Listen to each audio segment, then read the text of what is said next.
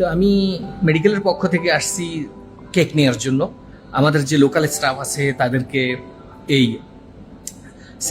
সেলিব্রেশনটা করার জন্য, তাদের যে উমেন্স ডেটা সেটা পালন করার জন্য কেক নিতে আসছি।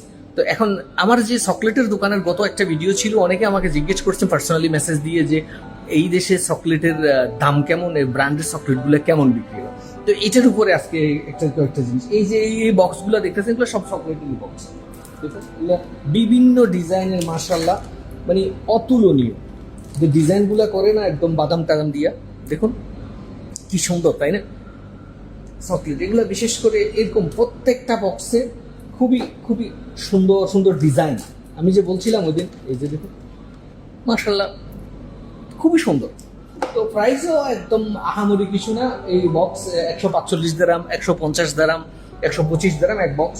আর এই যে ট্রেগুলো, এই চকলেটের এই ট্রেগুলো, এটা হলো বড় এই ট্রেটা, যেটা এটা 1155 দিরহাম। এরকম 1200, 1100,